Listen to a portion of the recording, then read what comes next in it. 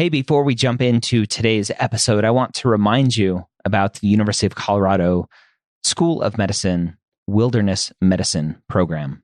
If you have been looking for something to do outside of the classroom, outside of the traditional shadowing and clinical experiences, come out to Colorado, spend 2 weeks out here, a week doing shadowing in the emergency room, doing EMS ride-alongs, listening to lectures like me, and then spend a week up in the woods, running around, treating trauma patients, in air quotes, quote unquote, trauma patients, learning how to do wilderness medicine. You can text the word WildMed to 44222 to get a link to the University of Colorado School of Medicine's Wilderness Medicine program and use the promo code MSHQ to save some money. The Pre-Med Year, session number 340.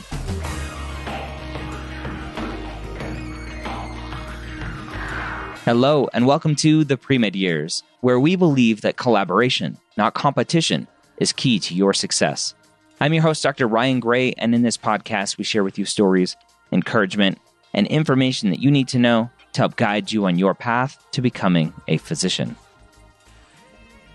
Welcome to the Pre-Med Years. I hope you're having a great day, and I hope you are ready for a great story of a student who has been on this pre-med path for about 10 years now, starting undergrad a while ago, having self-doubt, trying to fix her path by doing a master's degree in public health, which didn't really help her path, and then continuing down this path, getting married, having a kid, being a military spouse, and so much more. And we're going to talk about the application process and how she ended up advocating for herself and having an interview invite the very next day. We will have a special thing on the website for you at medicalschoolhq.net/340. Eric and I are going to talk about a letter of interest that she sent to the school that we think got her the interview invite, or at least another look at her application, which led to the interview invite. We're going to have that letter that she sent on the website. Again, medicalschoolhq.net/340. Let's go ahead and jump in and hear Erica's story. Erica, welcome to the Pre-Med Years. Thanks for joining me. Thanks for having me. When did you realize you wanted to be a physician?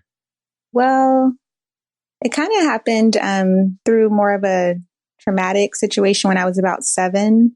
I was kind of introduced to the body by seeing a family friend. She actually got shot in the head during an armed robbery. And I didn't know I wanted to be a doctor at the time, but I just knew I was interested in how she was able to survive that and still walk around fully functional with a bullet still floating around in her brain. And so that was kind of my introduction into the field at that age. And at 13, I started candy striping. And that's when it kind of got more serious about what I was thinking I wanted to do. How did you know about candy striping? Well, from that, the previous incident that I described, I had talked to my pediatrician about, how she was able to survive, how our family friend was able to survive. And she was just telling me that, these doctors and nurses use magic juice to help her and cameras. And so I was just like, that just didn't make sense to me. And I wanted to know more. And so she kind of suggested, well, you're not old enough right now, but when you turn 13, there's a program where they let you actually follow around the healthcare team. And so that's how I found out about candy striping. What was it about candy striping that was like, oh, this is really cool. I think I want to explore this more. Well, I remember walking in and they had me in the neonatal intensive care unit. And I remember seeing one of the doctors was actually holding one of the babies that was well enough to come out of the incubator. And I saw all these little tubes and everything coming out of the baby, but I don't know. I just felt so drawn to the baby and then the mom and the family. It was just like, I wanted to help take care of, small babies too. And, that's initially what I was saying to myself. But when I talked to the doctor about like what was wrong with the baby and how they were going to help her, I just thought it was so cool. And, I was still young. So I figured like, yeah, I want to do that. I want to be, they were a neonatologist. And I'm like, I want to be just like you when I grow up. So it's kind of one of those things. But as I began to shadow different doctors, I realized that this was the field for me, but I didn't know exactly what I wanted to do in the field. Yeah. So you have this experience at a young age. You go to high school, go to college, get into medical school. Easy peasy, all said and done, right? That's how it works? Not even close. What was the first obstacle in your journey? Oh my gosh. Well, I went to college and I actually got a $40,000 scholarship, which was really helpful for my family. And my first obstacle was getting a letter in the mail my sophomore year, stating that I would be losing my scholarship if I didn't get my GPA up. And that's when things just kind of fell apart for me. I was doing way too much, not a lot of self-reflection. I was going like 1,000 miles a minute. And I really, at the time, didn't realize it. So that first obstacle was getting my GPA back up so I could keep my scholarship. Why do you think your GPA was not where it needed to be? Oh, well, I was taking, typical 17 credit hours for full-time student in college, but I was also working, work study. And then I also was doing telemarketing at night when I would get out of class and on the weekends. So I was working too much and I was more concerned with money than really my grades at the time. And so it was kind of an immature thought process. You get to college and you get in and you get a scholarship. And then I just wanted to make money to help, pay my bills. And so I know that it was because I was kind of spread all over the place. I was joining clubs, hanging out with friends. I would go to class, but in those tough classes like organic chem, and I just wasn't putting in as much time as I should have been putting in. I studied for those classes like I studied for English, and you just can't do that. So you get this letter in the mail threatening to lose your scholarship. What sort of action did you put into place moving forward because of that? Well, I forgot to mention that not only did they send the letter to me, they sent it to my parents back home. So I was in Virginia. My parents were in California, and they're thinking, our perfect daughter goes off to college, and they get this letter. So my first action was I stopped working the telemarketing job by I think I went down to 10 hours a week because I was working 30 hours a week plus work study. So I significantly decreased my hours, which was insane. I wasn't sleeping. It was just crazy. And I had this sense of pride about what I was doing, which made no sense. And so I stopped working as much. I actually went to my professors and let them know that I was having trouble really retaining the information. And they were like, how are you studying? Are you studying?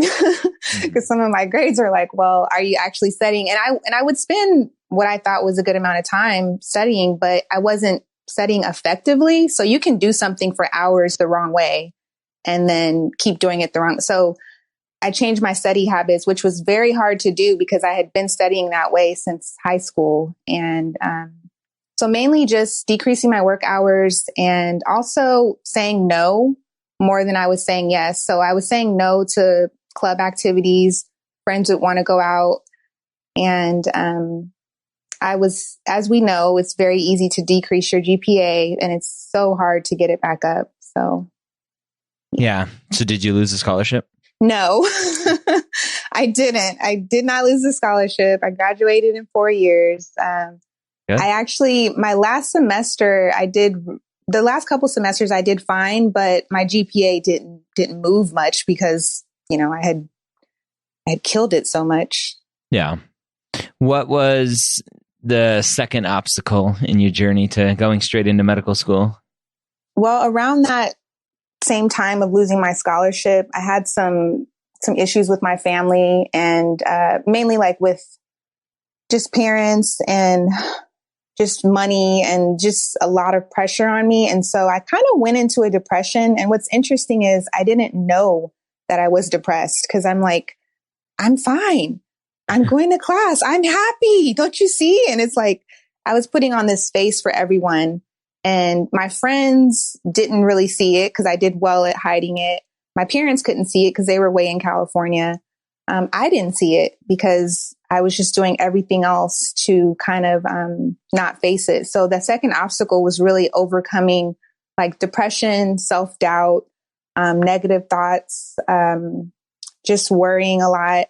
I isolated myself significantly, like to the point where it wasn't really healthy. And just coming out of that was very hard because you're around so many people, but you feel alone. And that was harder for me actually to come out of than raising my GPA. So how do you recognize that? Because that's a huge issue for people, as you mentioned, where you're not even self-aware that you're in this funk, that you're depressed. If you don't have somebody calling you out and saying, "Hey, like Erica, I don't think everything is okay with you." How did you get to that point where you knew something needed to change? I think it was really for me, I was in my dorm. I think my roommate had left for the weekend, like she wasn't there. And I was just sleeping like in my dorm and I just didn't want to get up. I was a mess. And I kind of got up to go use the restroom and I looked at myself in the mirror and I'm like, what are you doing? Like, what's wrong with you? You're in college. Like, you're supposed to be having some of the greatest years of your life. What's up?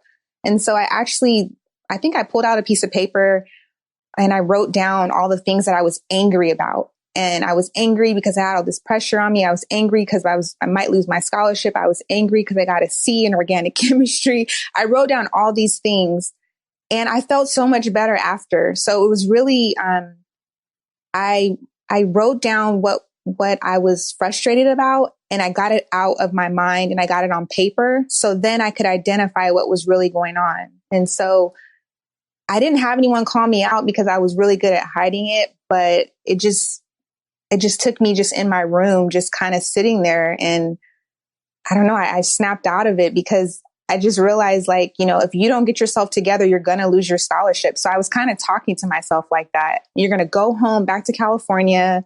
Your parents are going to be disappointed. I kind of talked to myself a little rough, but it worked. Yeah. Did you ever seek out any sort of help from friends or therapists during that point? I didn't. And I wish I would have because it was kind of taboo and kind of a stigma because it was like, if you go to the counselor, that means something's wrong with you. That means you're weak. That means that you're crazy. Something's psychologically wrong. Like those are all the thoughts I was thinking. And I couldn't tell anyone because then they would be like, maybe you do need to see a counselor. And so now I would say to anyone listening, like, don't waste any time. Go to a counselor, talk to a trusted friend, write it out on paper and give it to someone if you don't feel comfortable saying the words out of your mouth. But no, I didn't seek help. And I feel like the next couple years wouldn't have been the way that they were if I would have sought help earlier. Mm. What prevented you from going from college to medical school? My junior year, my GPA was not impressive at all. I was still kind of coming out of the depression and frustration and self-doubt. And I just said, you know what? I can't go to medical school. Like, I don't really know anyone that could help me. I don't know what I'm doing. This is all a waste of time. Like I was just so negative and I didn't realize I was being so negative because I was always encouraging everyone else around me. But what prevented me was myself, honestly. Like I just didn't apply because I was like, I'm not going to get in. I'm not prepared. I'm not ready. And that led me to applying for a master's degree. Why did you choose a master's versus undergrad post-bac or something else? I really didn't know about post-bac programs. Like I wish I would have, but I didn't know about post-bac programs. But I forgot to mention every summer I went to an internship program in between college. Like every summer I went and I remember working in infectious diseases. And so I was like, I'm really interested in learning more about infectious diseases and public health and epidemiology. And I don't remember how I found out about like public health, but I think I just asked one of my mentors and they said, oh, you should look into a master's program.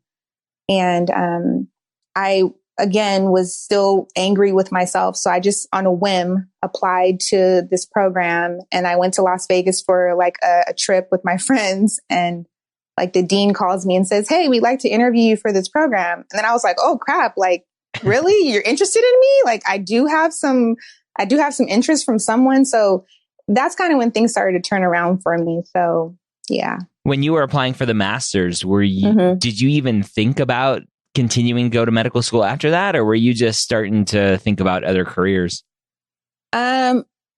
Medical school was always in my mind and in my heart, but I just felt I couldn't do it. Like I was like, I can't. Like my GPA is, I think it was like a 3.0 or it might have been a 2.8, and then I got it up to a 3.0. And I was always considering medical school, but I felt like I had to have a perfect application to apply.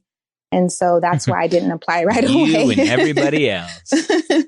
Yeah. And so the master's program was awesome because it really taught me how to study the right way for my classes and how to really kind of be like military with my time. Like I didn't talk to my family a lot during those 2 years because I was like, look, I got to do well in this program, you know, and I ended up graduating at the top of the class. And I'm like, oh, this will be perfect. Med schools will love it. Well, I shortly found out that a master's in public health is not considered hard sciences. So it's not really going to make admissions committees say, wow, she blew it away, you know, like, yeah. So again, that was another point in my journey where I was like, are you serious? You know, like, yeah, all this for nothing. Yeah, all this for nothing. And I wish I knew about you back then. I don't know if you had your podcast and everything, but like, I needed like someone like you to be like, hey, slap me and be like, hey, well, not slap me, but you know what I mean? Like, slap your eardrums. Yeah. And be like, look, what are you doing? You need to stop. Yeah. Stop doing all these things and figure out what you need to do. But yeah, it's actually funny you say that because I think a lot of students do that. They just go, well, I didn't do this. Well, let me jump into that. No, that didn't. That's not exactly right. Let me jump into this. And they just go hopping from one thing to the other without actually stopping and going, what do I need to be doing? Oh, man. So you finish your MPH. You're at the top of your class. Amazing. But you still did at that point, did you try to go to medical school? Well, I took the MCAT, the old MCAT. My score was abysmal. Like it was terrible. So I was like, what's abysmal? The old MCAT was on up to the 40. So it was like a 22 or 23. Okay. Actually, it was it was about a 22 or 21 actually, because I took it again and got a 23. So like, if anyone's listening, everything that I'm saying, don't do what I did. So 21, 22, 23, just off the top of my head, that's probably 495-ish. Probably. On today's new MCAT. Okay. Yeah. So you didn't do great on that. No, not at all. And I've heard on your podcast before, I didn't give the MCAT the respect it deserved. I studied for it like I was studying for a college class, and you see how it worked out. Yeah, not very well. And so at that point, were you like, well, shoot, I guess I can't get to medical school? Or did you go, let me figure out how to fix this? Yeah, I'm a little stubborn when I have a goal. Like I was like, no, I'm still gonna attempt. I'm gonna go to med school. I'm gonna apply, but I can't do it with this. So I was like, let me enroll in a class. And so I enrolled in like 2 different prep courses at 2 different times, and it still didn't work for me. Like I still wasn't getting it. So I ended up studying on my own and increased my score to a 26 or 25. And so then I was like, oh, you know, that's still not great, you know? And someone told me like, well, you know, minorities can make lower on the MCAT. And so that really set me on fire. I was like, here we go. So I was like, well, and now I'm thinking in my head, like today I'd be like, I'll take it, because once I get in, I'll make the grades I need, and I don't care about the whole race thing. But back then I had something to prove, and I wasn't doing a good job at proving it. And so, why did you take 2 prep courses?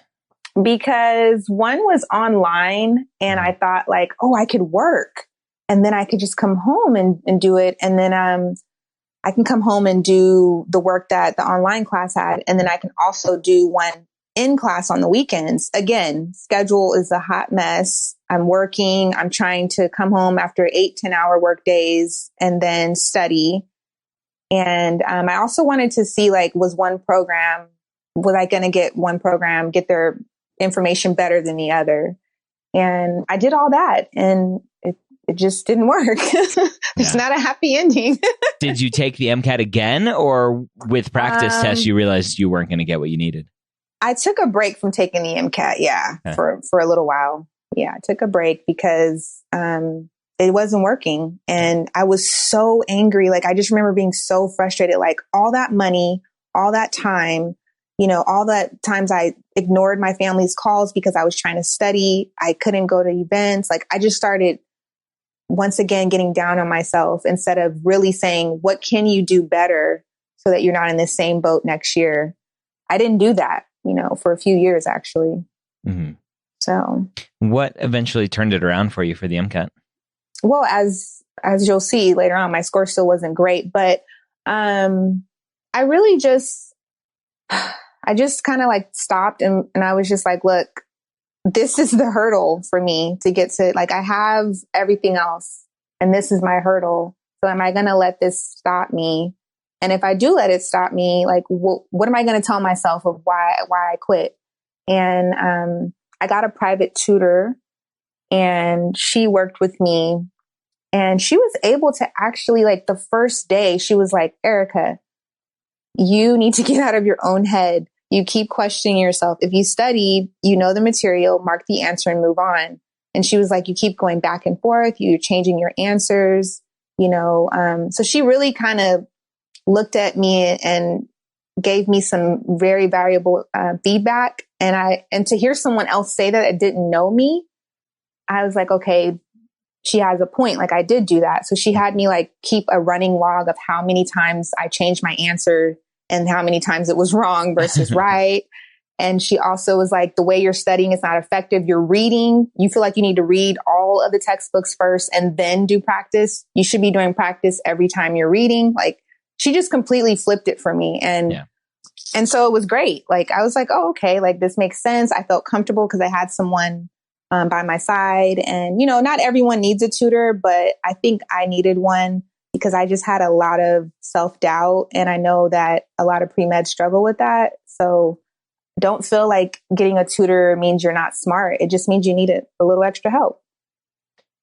So it sounds like the self-doubt is a big running theme in your life. Self-doubting yourself through college, on the MCAT. Yeah. How, going into, spoiler alert, you got into medical school. How as a medical student, are you going to prevent that? Well, I feel like you helped me a lot with that. When I started working with you, you would say stuff to me like, why are you thinking so negative? Why are you worrying about what if? And I was just like, whoa, like, you really said that to me. Okay. And I'm like, I'm like, and then you made me realize, like, wow, I was literally being negative. And I've never thought of myself as a negative person until, like, you said it. And I was just like, wow, I don't mean to be negative. Like, I feel like I'm always encouraging others. My family and friends come to me for encouragement. But when it came to myself, I believed it for everyone else, but for me, I was like, and to answer your question, I really was saying, like, my pursuit was medical school. My words were saying I wanted to go to medical school, but my thoughts weren't lining up with that. So it took a lot of, just self-reflection. You and I had several, like, sessions online. Some therapy sessions.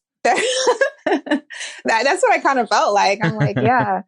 And prayer for me was big. And just really betting on myself. Like, I was always betting on other people. You can do it. Don't worry. So I needed to change that and tell myself, like, Erica, you can do it. Like, there are thousands of people, more than that have done it before you and that will do it after you.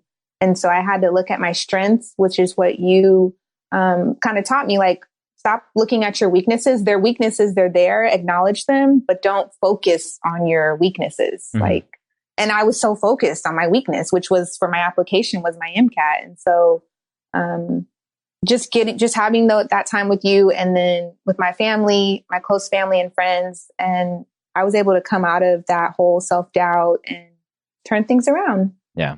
Now you not only have to take care of yourself, but you have a family, a kid to take care of. At what point did you ever question, like, I have a kid now, I can't go to medical school, I have to be there for my kid? Yeah. So what's interesting is I don't think I never said that with her. In fact, it made me want to do it more.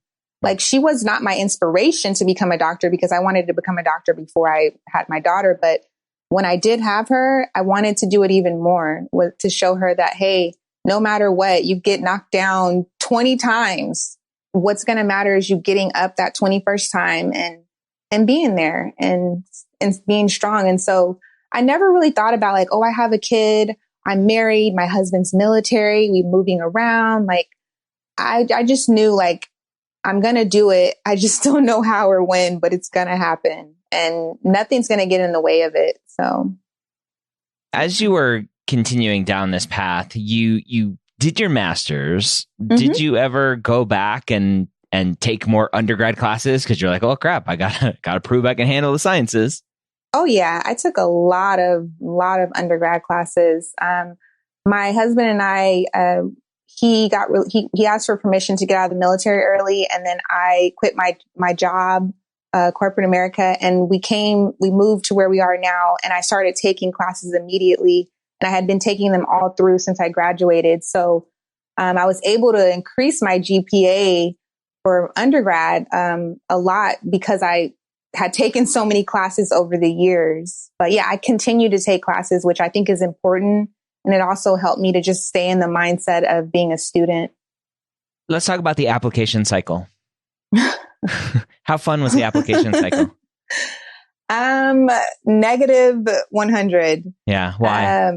Just because it's funny, because you kept telling me, like, you're like, I remember I emailed you something and you were like, why have you not, you're like, why have you not submitted your application? Why have you not sent it? Like, that's literally what you said. You didn't say hi. You didn't say bye. You didn't say, and you're like, why haven't you submitted this yet? And I was just like, oh my gosh, you're right. I don't sugarcoat. Yeah. And I needed that, because everyone around me was sugarcoating. And again, that's why I'm so glad that I signed up to work with you, because I needed someone to be like, get the application in now, or you won't get in because you're not submitting it. And so my personal statement was, I was so worried about it. I'm like, oh my gosh, I don't know what to write. And you really helped me with that. We had several revisions, and it went from me trying to list out my activities to you really showing me, like, how I need to tell my story. Like, you didn't write it for me. You just said, like, you need to change this. And you kind of made me, like, think about what I really wanted to say in my story instead of, like, what I did. So I don't know, like, and I'm so proud of my personal statement. Some members from the admissions committee during our second look actually commented on it and said that, like, you had a beautiful story and it was well written and it was captivating. And I was just like, thank you, Dr. Gray. Man, why didn't you tell me that earlier? I wanted to save it for the, right. No, but, and we just had second look, like a week ago, but yeah. So the application cycle, it wasn't fun because I had a lot of, like, I'm non-traditional, obviously.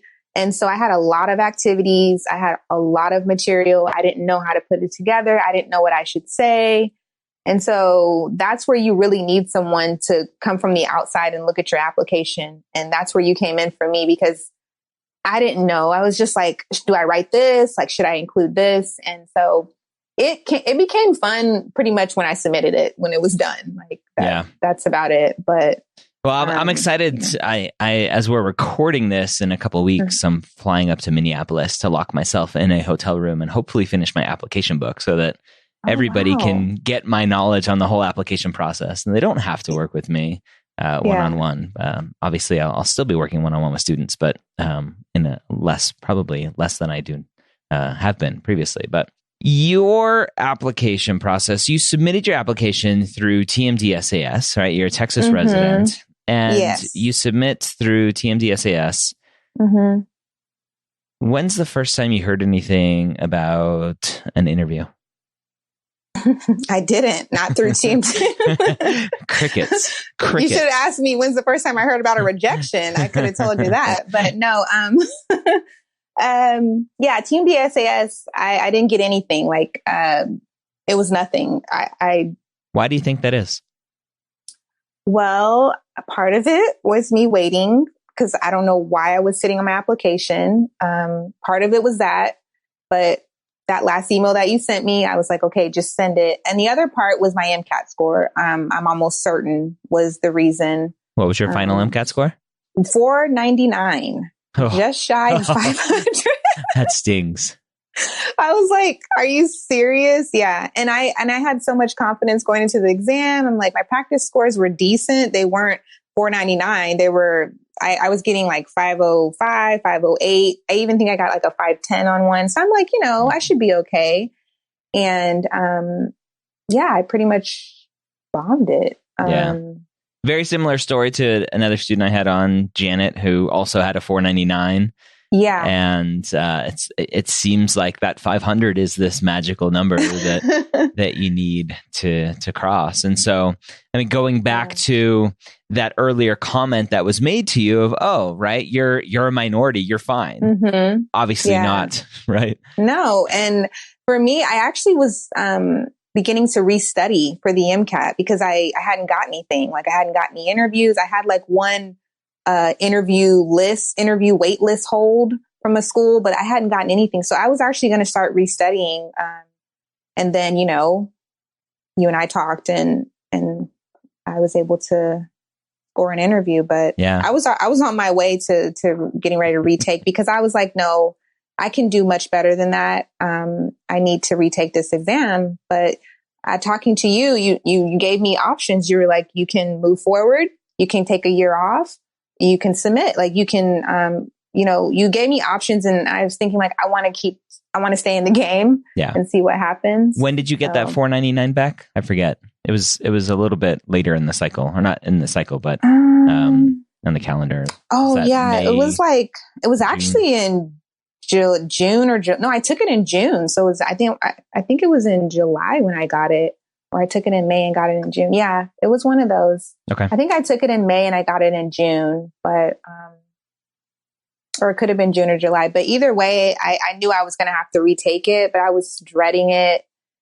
And that was probably the first time when I questioned, like, is this ever going to happen for me? Is this really what you created me to do, God? Like, I just feel like God created you to take the MCAT 4,000 times. I'm a professional MCAT taker. Like, can you at least give me a grant so I don't have to keep paying for it? Like, so. Talk about what it was like to apply to a brand new school and any sort of fears around that. Well, what was really important to me was like, what is their mission? Like, what are they about? Because there's already a med school here. So like, I want to know why are you creating another school right next door to a medical school? And so when I learned like the mission and the core values and the model and everything about the school, I wanted to like meet staff. So I looked the school up and every event that they had that was open to the public, I went to. I wanted to meet them. I wanted them to know who I was and express my interest in the school. And I actually attended their accreditation announcement. So it's been like a journey for me for the school because I've been following them for a while. I never had any concerns about it being a new school because my thought process was like, every school is a new school at one point. Yeah. So I was like, I have no doubt that they're going to get their accreditation. The school is going to thrive. Like, I never thought about that, but I did have other people kind of say like, well, that's a new school. What if in 4 years you don't have a spot for residency because of the new school? And I'm like, well, no, every school is going to have to go through that when they're created. And I even emailed you and we talked about it. And so I didn't have any reserves about it being a new school. I was actually excited that I would be going to a school where I could be part of kind of like the foundation of it.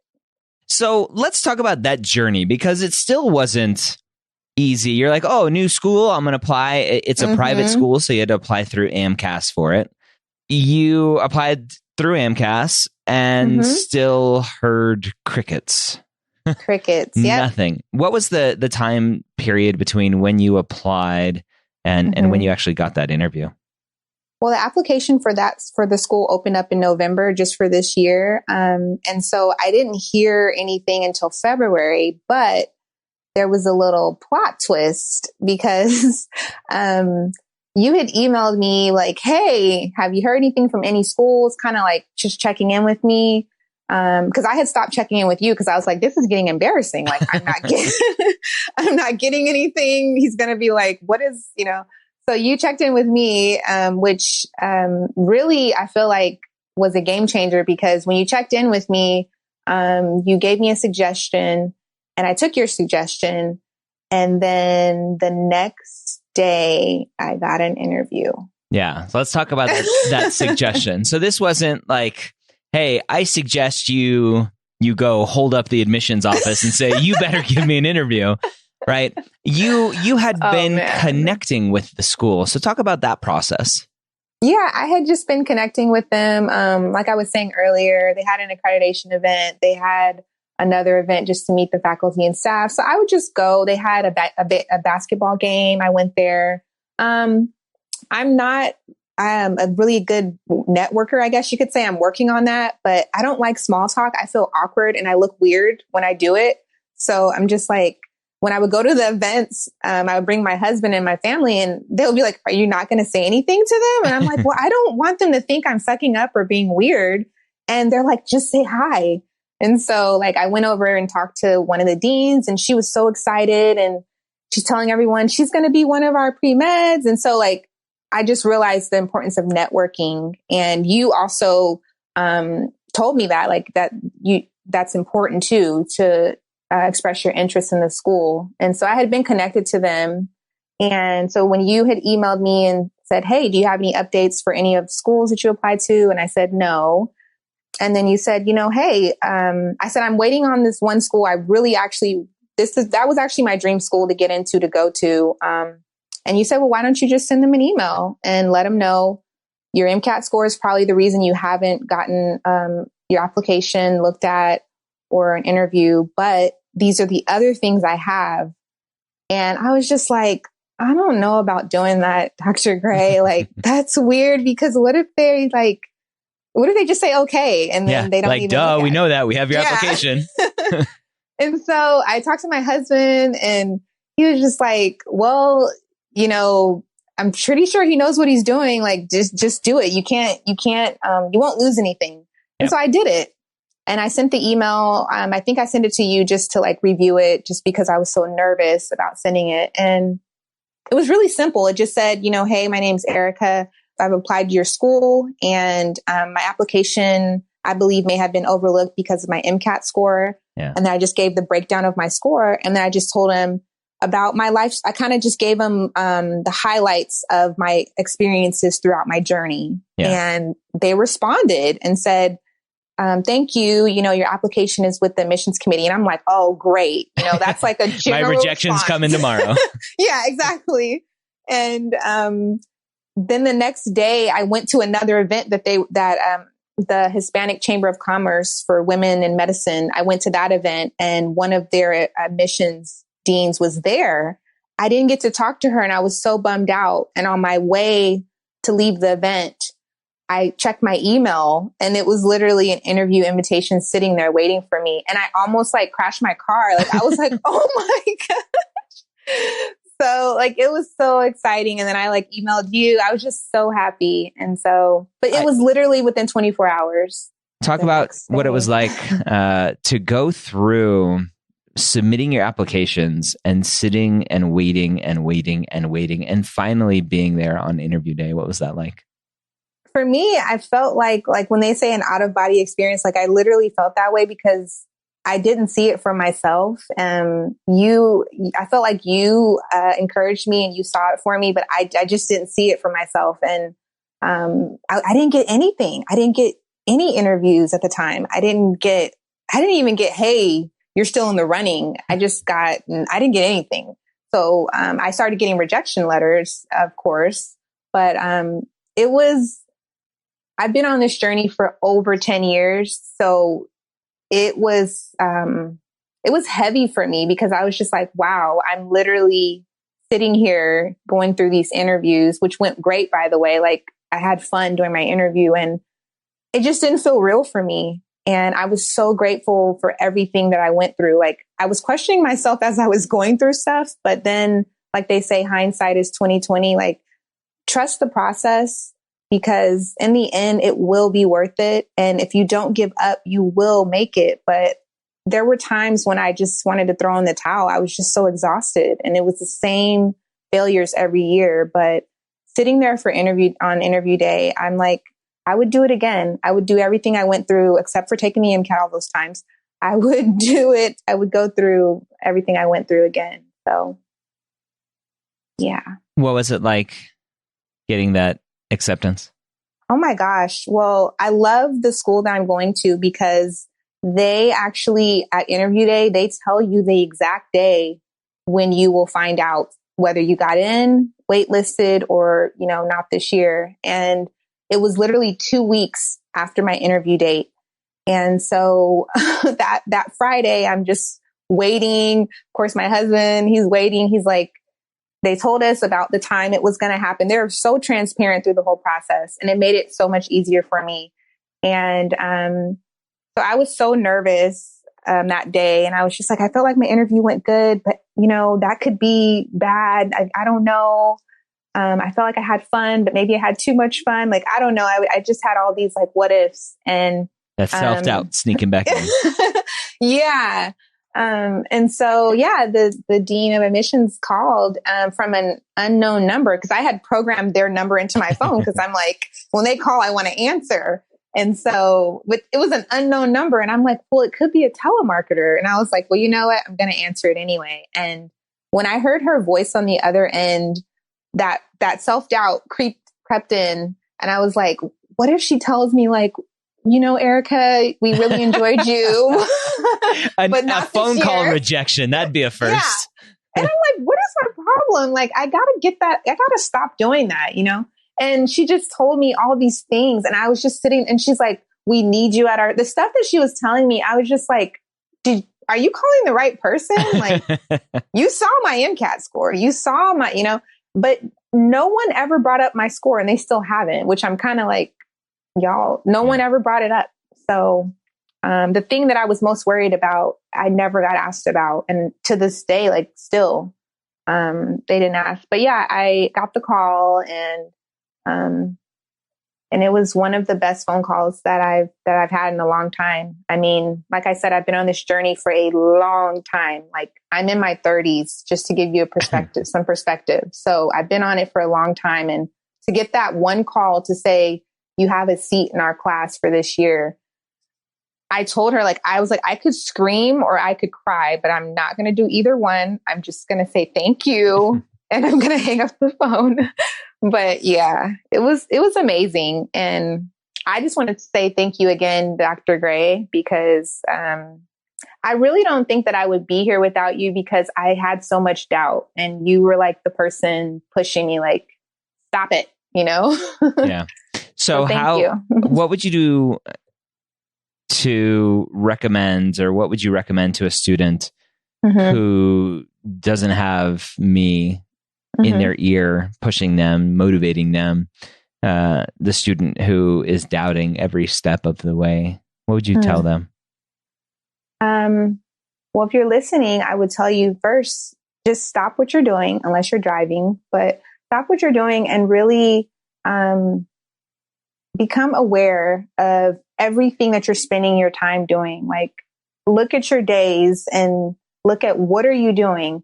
And you'll begin to see, like, are you doing activities? Are you doing things? Are you making decisions that are bringing you closer to your goal or further away? And so for me, like, I created a time map to where I'm looking at my day from like 6 a.m. till at the time I go to sleep. And so I really kind of would say, break your days down and focus on that day. Like, don't worry about 4 years from now. Don't worry about if you're 26 and you got 4 more years to go before you apply.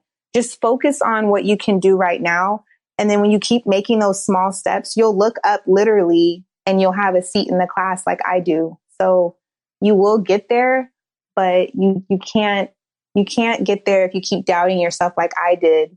And it makes the journey a lot more painful. Like, you're supposed to enjoy this journey. And I'm to the point now where I'm enjoying it, but that's what I would say.